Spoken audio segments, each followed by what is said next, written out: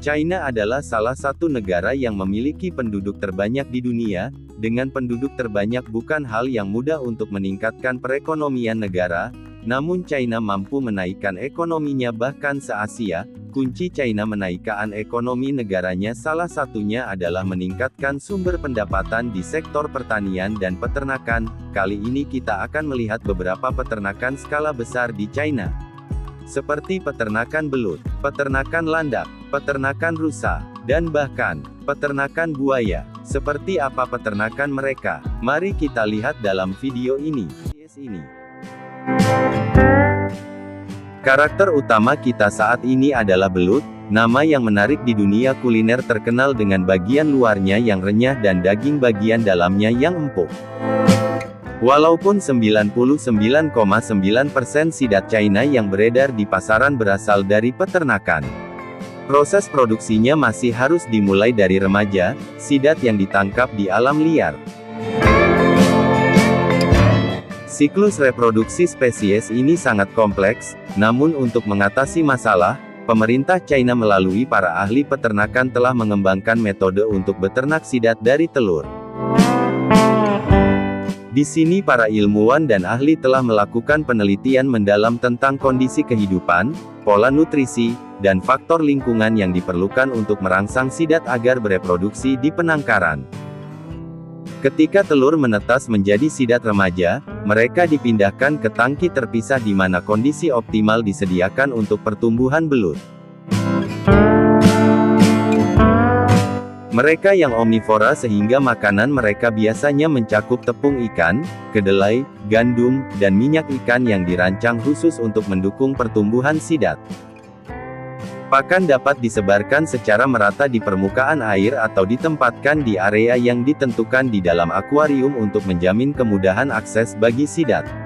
Sidat diberi makan 3 kali sehari pada pagi hari, siang hari, dan sore hari dengan jumlah makanan berdasarkan ukuran sidat. Selain itu mereka harus rutin memilah sidat untuk mengurangi kanibalisme dan persaingan untuk mendapatkan makanan. Setiap 6 minggu belut harus disortir dan dibagi ke dalam kelompok ukuran yang berbeda. Jika yang berbeda dipelihara bersama belut yang lebih besar akan memakan yang lebih kecil. Untuk mencegah pencemaran limbah dan air di dalam tangki, jumlah pakan dikontrol secara hati-hati. Peternakan perlu memantau dengan cermat kebiasaan makan sidat, untuk menyesuaikan kuantitas pakan dengan tepat yang juga merupakan masalah besar dan tantangan bagi peternak. Karena belut tumbuh, ruang di tangki yang lama menjadi sempit sehingga meningkatkan resiko polusi air. Memindahkan ke tangki yang lebih besar tidak hanya memberikan lebih banyak ruang tetapi juga membantu menjaga kualitas air yang lebih baik. Belut dipelihara di tangki yang dilengkapi dengan sistem filterisasi dan pompa pasokan oksigen yang memadai. Ini adalah alat yang disukai untuk memindahkan belut dari satu tangki ke tangki lain, terutama ketika memindahkan dalam jumlah besar dengan cepat dan aman. Terlebih lagi tangki belut memerlukan sistem penyaringan yang efisien, untuk menghilangkan limbah yang memerlukan biaya investasi tinggi dan pengoperasian yang terampil.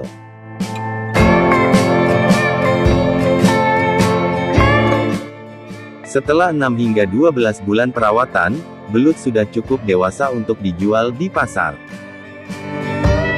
Pemanenan belut bisa menjadi hal yang rumit karena sangat licin dan mudah terlepas dari tangan.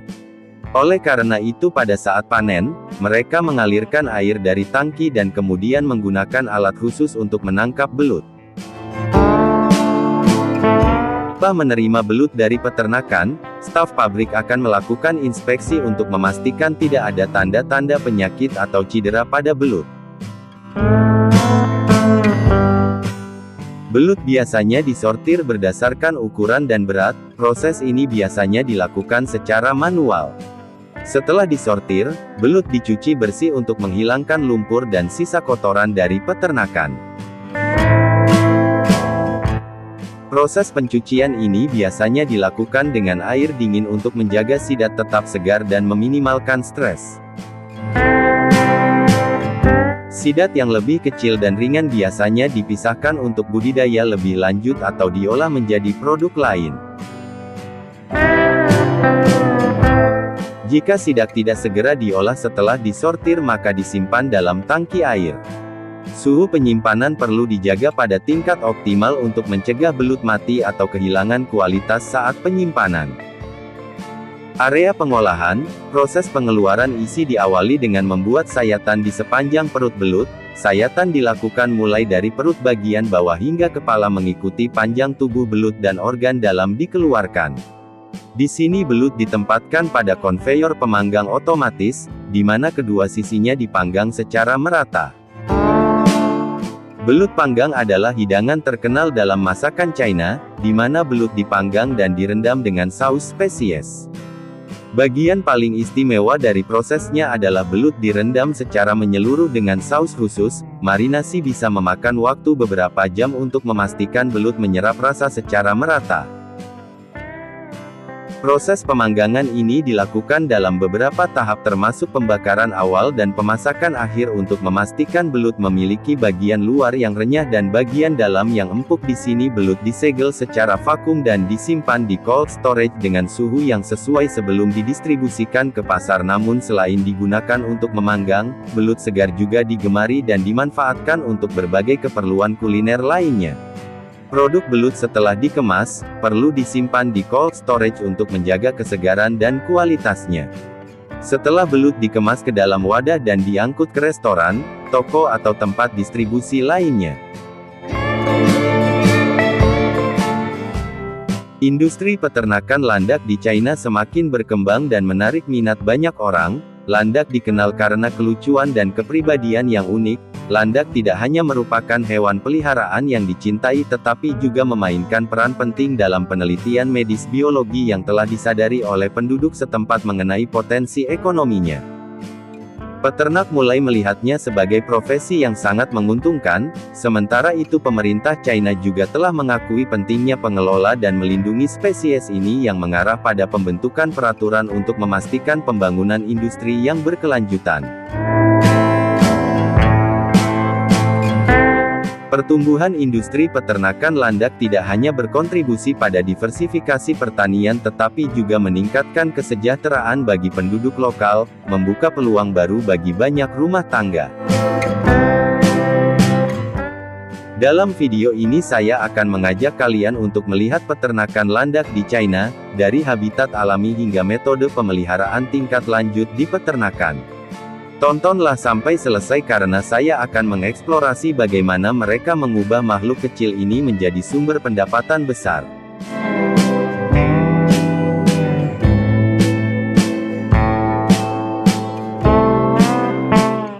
Peternakan landak ini telah berkembang menjadi model bisnis dengan potensi besar menyediakan sumber daging. Untuk fasilitas pengolahan, para petani sering memilih untuk beternak landak karena kapasitas reproduksinya yang tinggi, biaya pakan yang rendah dan persyaratan perawatan khusus yang minimal, sehingga menghasilkan efisiensi ekonomi yang tinggi. Beternak landak tidak hanya menjamin pasokan daging berkualitas, tetapi juga menghasilkan keuntungan yang signifikan dari konsumsi daging landak. Pasar daging landak mengalami pertumbuhan yang stabil, dengan meningkatkannya permintaan konsumen menciptakan peluang bisnis yang menguntungkan bagi peternakan untuk membantu mereka memperoleh penghasilan yang besar dari penjualan daging landak hingga tempat pengolahan makanan. Selain digunakan sebagai sumber daging, landak juga digandrungi sebagai hewan peliharaan yang unik dan menarik dalam komunitas pecinta hewan peliharaan. Dengan penampilannya yang menggemaskan dan kepribadian yang menarik, landak telah menarik perhatian banyak pecinta hewan. Beternak landak sebagai hewan peliharaan tidak hanya menghadirkan kegembiraan bagi pemiliknya tetapi juga membuka peluang bisnis bagi para penjual di Cina. Bisnis hewan peliharaan landak sedang booming dengan permintaan yang tinggi, baik dari pasar domestik maupun internasional. Para pengusaha dengan cepat memanfaatkan kesempatan ini untuk mendirikan peternakan landak yang profesional. Seperti peternakan di daerah pedesaan China Barat secara bertahap dengan skala setiap peternakan membesarkan 100 hingga 200 ekor landak. Setelah pembiakan, jumlah landak dapat mencapai 400 ekor landak per tahun. menghasilkan pendapatan yang mengesankan sampai dengan 800.000 yuan per tahun bagi peternak. Karena asal-usulnya yang liar dan domestikasi yang cermat di peternakan, landak dewasa memiliki harga yang sangat menarik di pasar China, yaitu sekitar $200 Amerika Serikat per ekor. Untuk beternak landak secara efektif, peternakan perlu membuat habitat yang sesuai untuk mereka berkembang. Area tempat landak dibesarkan perlu memiliki atap yang cukup teduh, untuk melindungi mereka dari hujan dan matahari. Kandang landak dibagi menjadi beberapa kompartemen terpisah dengan dimensi biasanya lebar 2 meter, panjang 3 meter dan tinggi sekitar 1 meter dengan lantai yang terbuat dari semen atau ubin. Desain kandang harus dibangun dengan kokoh dan cukup tinggi, untuk memastikan landak tidak dapat melarikan diri. Setiap kompartemen dapat menampung 1 hingga 4 ekor landak tergantung ukuran dan usia mereka. Proses pengembang biakan landak sering dipisahkan untuk mempermudah reproduksi mereka. Makan landak adalah salah satu faktor penting yang menentukan perkembangan landak di lingkungan alami. Kemampuan pencernaan landak yang kuat dan mereka sangat menyukai jagung, gandum, kubis, lobak dan labu. Landak juga memiliki minat khusus pada tanaman yang memiliki khasiat obat, membantu mengobati gangguan pencernaan mereka. Ketika dibesarkan di penangkaran, landak tidak hanya menikmati makanan favorit mereka, tetapi juga dilengkapi dengan banyak makanan lain memastikan landak yang berkualitas tinggi. Landak perlu diberi makan secara teratur setiap hari dan makanan dapat ditempatkan langsung ke dalam kandang. Peternak perlu membersihkan kandang setiap hari untuk memastikan kebersihan kandang.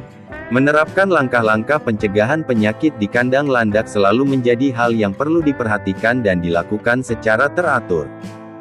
Meskipun landak memiliki daya tahan dan adaptasi yang baik, bukan berarti mereka tidak dapat terserang penyakit. Mereka mudah terinfeksi penyakit usus atau keracunan sehingga mengendalikan sumber makanan dan lingkungan hidup mereka sangatlah penting.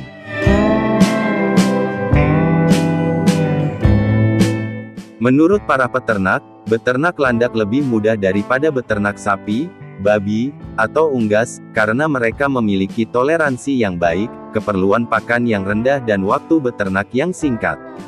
Setelah sekitar 11 atau 12 bulan dirawat, landak ini siap dibawa ke restoran untuk diolah menjadi berbagai hidangan lezat.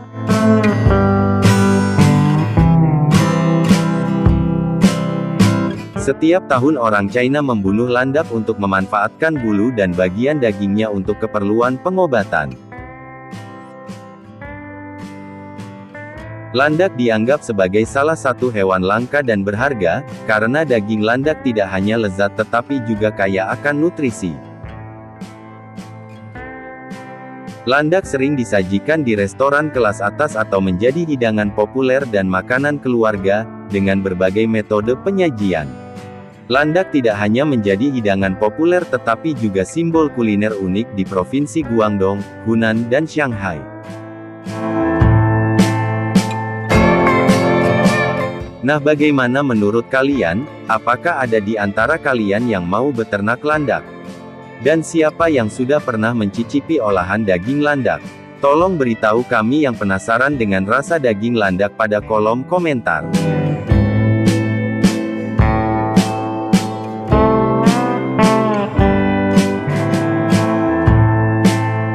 Periode untuk rusa melahirkan kurang lebih 7 bulan, pada masa hamil ini menerima perawatan khusus. Anak rusa biasanya lahir di daerah terpencil di dalam kandang yang menyediakan lingkungan yang aman dan tenang. Anak rusa memiliki beberapa karakteristik dan perilaku unik yang membuat mereka menarik sekaligus menantang untuk dirawat. Memelihara rusa dewasa adalah proses kompleks yang memastikan kondisi optimal untuk pertumbuhan dan kesehatan.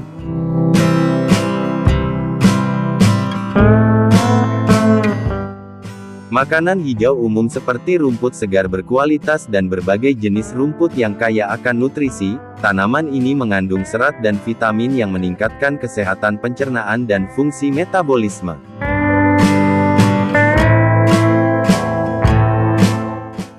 Untuk meningkatkan pertumbuhan tanduk dan memastikan rusa dengan kualitas terbaik, untuk produksi tanduk menerima makanan yang dilengkapi dengan pakan terkonsentrasi, termasuk biji-bijian seperti kedelai, jagung dan gandum yang tinggi karbohidrat dan protein.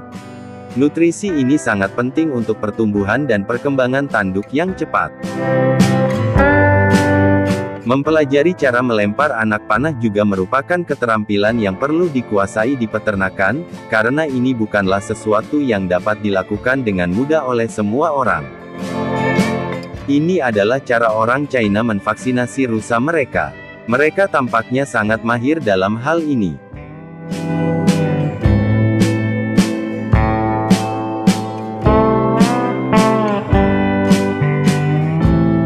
Musim panen tanduk biasanya terjadi pada akhir musim semi hingga awal musim panas ketika tanduk telah mencapai ukuran penuh.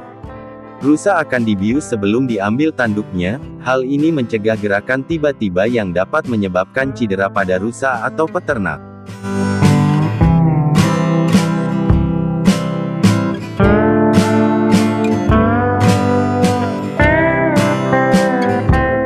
Setelah tanduk dicabut, luka rusa diobati dengan antiseptik untuk mencegah infeksi.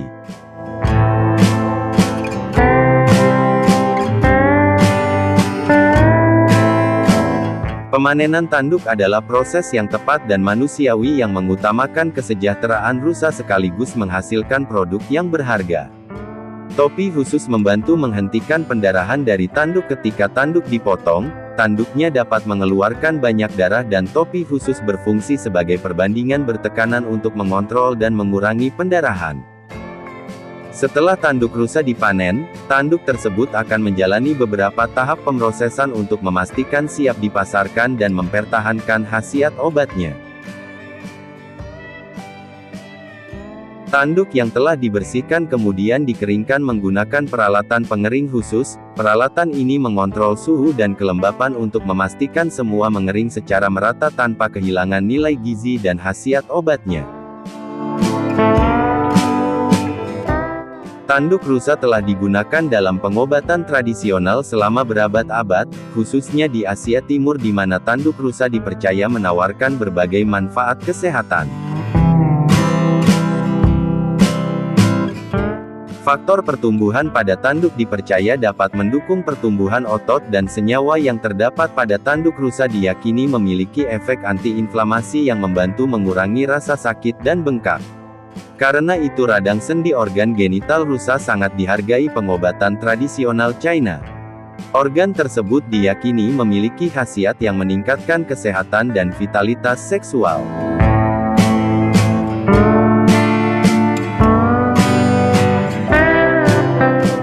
Sementara konsumsi tahunan daging rusa di China diperkirakan sekitar 30.000 ton dan secara global konsumsi daging rusa sekitar 100.000 ton per tahun. Daging rusa kaya akan vitamin dan mineral penting termasuk zat besi dan vitamin B yang penting untuk kesehatan.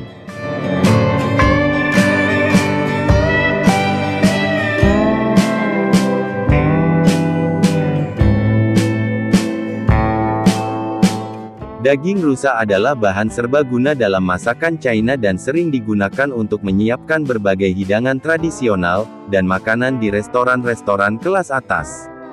Hidangan tradisional lainnya adalah sup daging rusa yang sering dicampur dengan ramuan obat.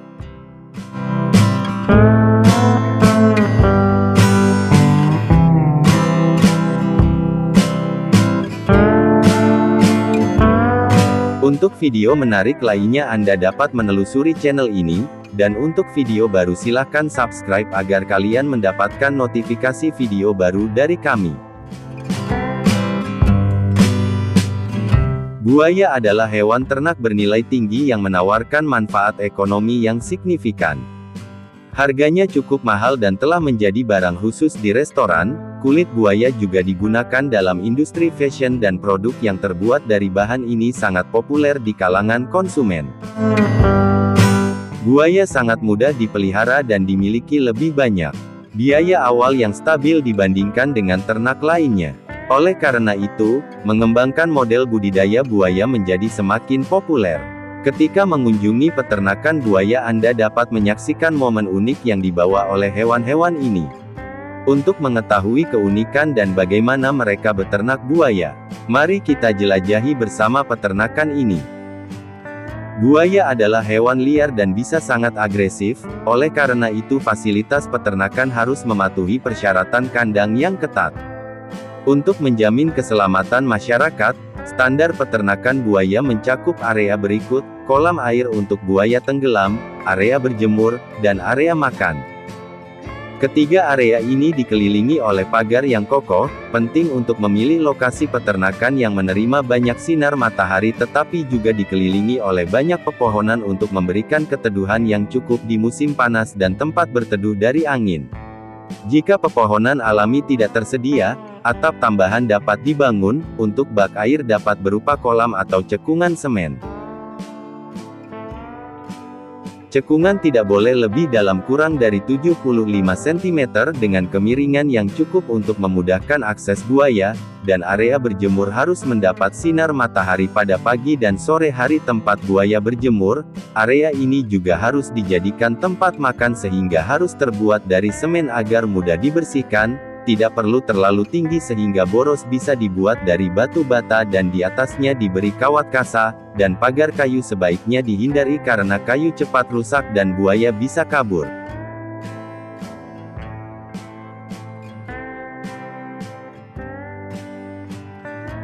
Saat memilih buaya muda, pilihlah yang panjangnya 90 hingga 100 cm karena pada usia ini mereka lebih mudah beradaptasi terhadap perubahan lingkungan, memastikan kesehatan mereka dan antibodi yang stabil untuk pertumbuhan. Merawat buaya cukup sederhana, memberi mereka makanan yang cukup dan mengendalikan penyakit. Suhu lingkungan akan berubah dan setiap rentang suhu memerlukan pola makan khusus untuk buaya. Makanan mereka terutama terdiri dari sumber hewani. Buaya umumnya tidak memakan makanan campuran atau olahan, mereka lebih menyukai makanan segar seperti ayam segar menjadi pilihan umum. Sumber makanan ini kaya nutrisi lengkap dan hemat biaya, itulah sebabnya peternakan buaya dapat mengonsumsi hingga 4.000 ton daging ayam setiap tahunnya.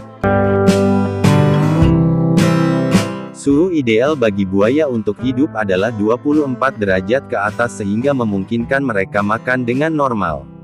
Namun selama musim dingin ketika suhu turun di bawah 12 derajat pemberian pakan harus dikurangi hingga 60% dari suhu musim panas selama musim dingin.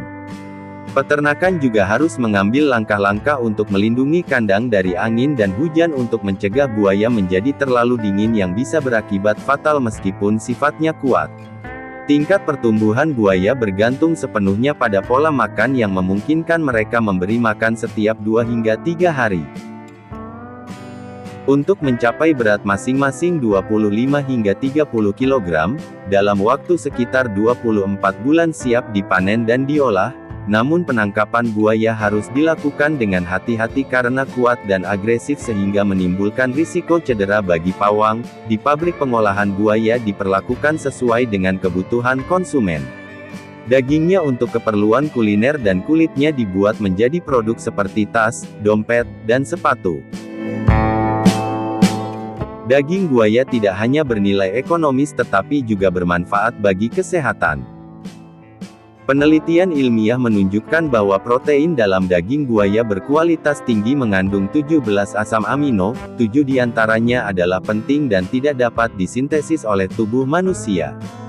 Oleh karena itu, daging buaya memiliki nilai gizi yang tinggi sebanding dengan daging sapi dan ayam dan juga membantu detoksifikasi penyaringan darah dan peningkatan kesehatan. Daging buaya lebih rendah lemak dan lebih kaya mineral sehingga cocok untuk semua usia. Daging buaya dapat diolah menjadi berbagai hidangan lezat seperti sate buaya, salad buaya, kari buaya, dan buaya bakar. Selain itu beternak buaya memberikan kesempatan pendidikan bagi siswa dan peneliti untuk belajar tentang perilaku biologi buaya dan upaya konservasi. Peternakan buaya dapat berfungsi sebagai laboratorium hidup di mana orang dapat mempelajari siklus hidup buaya, persyaratan habitat mereka dan praktik terbaik untuk peternakan berkelanjutan.